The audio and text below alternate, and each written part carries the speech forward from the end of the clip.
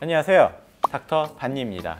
남자들이 가장 많이 하는 수술, 코라고 생각하신 분들이 있을 것 같은데 결국은 눈입니다. 남자들의 눈 수술, 여기 훈남 세 분과 함께 알아보도록 하겠습니다.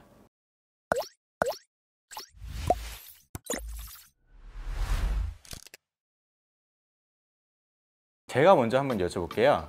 어떤 눈이 잘생긴 남자 눈이라고 생각해요? 본인의 얼굴에 잘 어울리는 눈인지 그게 가장 중점이라고 생각이 들어요. 너무 작은 눈보다는 무쌍이지만 좀 큰 눈이 좀 매력적이지 않을까 생각이 들어요. 제가 생각했을 때는 짝눈이 되게 매력적인 것 같아요. 아, 그래요? 저도 짝눈이거든요. 그래서 주변에 있는 이성 친구들한테 많이 물어봤었는데 짝눈을 의외로 이렇게 매력적으로 생각하는 사람들이 많더라고요. 그래서 내 눈이 매력적이다? 네. 내가 짱이다? 눈 수술은 주로 어떤 사람이 할까요? 남자분들 같은 경우는 세 부류로 생각할 수 있을 것 같아요. 눈이 작아가지고 커지고 싶다. 다른 경우는 짝눈인 경우에 눈에 지방이 조금 없거나 피부가 처지면은 애매한 쌍꺼풀 같은 게 생긴 경우가 있어요. 주름같이 비대칭으로 나타나기도 하니까 이거를 조금 교정하고 싶다가 마지막. 이 세 가지 말고는 그렇게 흔하진 않아요. 굉장히 좀 궁금한 게 하나 있는데 예. 안경 대신 이제 렌즈를 많이 끼는 사람이 많잖아요. 그렇죠. 지인 중에 눈이 굉장히 작아서 렌즈가 좀 안 들어가는데 혹시 그런 경우에는 어떻게 해야 되는지. 사실 남자분들 같은 경우는 눈을 커지게 하려고 쌍수를 생각할 때 절개가 필요한 경우는 거의 없거든요.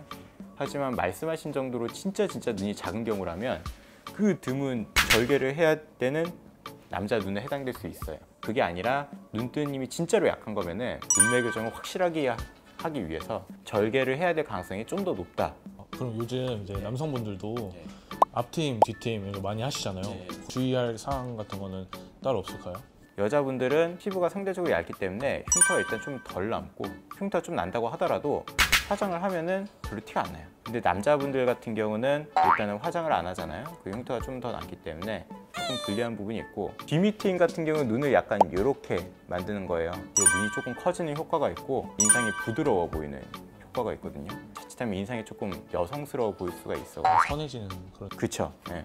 저 같은 경우도 좀 약간 재진 눈인데 뒷미트임을 하면은 선해지나요? 그런 경우는 사실 셀프 체크를 할 수 있는 방법이 있어요. 가상으로 뒤미트임을 해보는 거죠. 거울 앞에서 이렇게 살짝 당겨보고 여기를 살짝 당겨봤을 때 내가 뒤미트임이 어울리는지 아닌지를 확인하는 방법이 있고, 이 아랫부분을 살짝 당겼는데 눈동자 밑에 하얀 부분이 보인다. 그러면은 그거는 그냥 안 하는 게 좋아요. 따로 이유가 있을까요? 정상 눈 자체가 눈동자가 살짝 가려 있어야 되거든요. 위도 그렇고 아래도 그렇고. 근데 이렇게 노출이 되면 흔히 말하는 삼배간이라고 그러죠. 기능적으로 크게 문제가 될 건 없지만 이상하죠. 어색하고 정상이 아니기 때문에.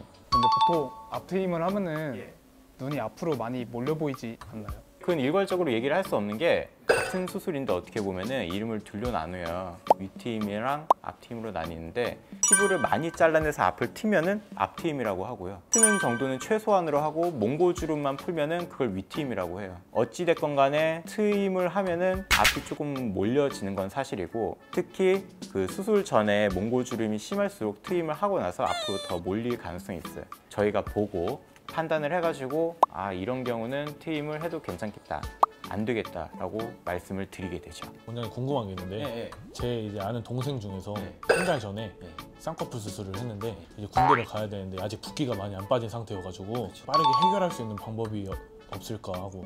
빠르게 해결할 수 있는 거는 산책을 조금 하면 붓기가 빨리 빠지고요.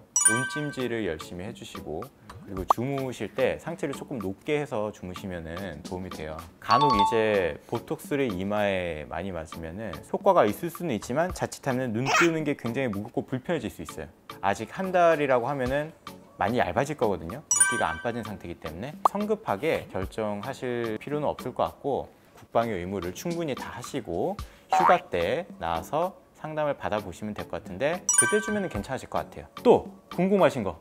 저 질문 있는데 남자들은 쌍꺼풀 수술하고 난 뒤에도 잘 안 붓는다고 하던데 그거 자체는 맞는 말이에요. 라인을 높게 잡을수록 아무래도 많이 붓거든요. 근데 남자분들은 라인을 낮게 잡으니까 조금 덜 붓기도 하고 부은 게 훨씬 티가 덜 나요. 수술하고 일주일만 지나서 와도 그냥 쌍꺼풀이 조금 높네 정도의 느낌이지 수술을 했네 이렇게 느껴지는 경우는 정말 적긴 해요. 그리고 제가 운동을 좀 많이 좋아하거든요. 쌍꺼풀 수술을 하고 나서 운동 같은 거는 혹시 언제쯤 할 수 있는지. 아무는 과정이 필요하잖아요. 아물기 전에 힘을 너무 주면은 혈압이 올라가서 출혈이 생길 수 있기 때문에 저희가 운동을 웬만하면 좀 미루라고 말씀을 드리는 거거든요. 그런데 잔유착으로 했는지 절개로 했는지에 따라서 출혈의 가능성이 다르잖아요. 비절개로 하셨다면 제 생각에는 다음날 하셔도 크게 상관은 없어요. 절개를 하셨거나 아니면 트임을 같이 하셨거나 하면은 3일 정도는 지나고 나서 운동을 하시는 게 좋지 않을까 하고, 땀이 들어가거나 얼굴이 많이 움직인다거나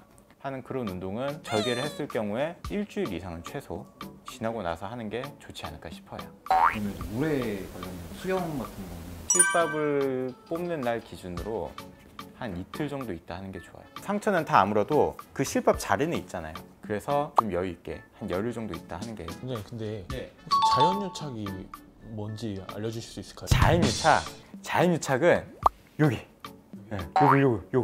요거 클릭하시면은 좀 더 친절하고 정확하고 자세한 답변 들으실 수 있어요. 네, 감사합니다. 오늘은 이렇게 훈남 세 분과 남자의 쌍꺼풀 수술에 대해서 알아보는 시간을 가졌고요. 그러면은 다음에 또 만나요. 안녕. 안녕.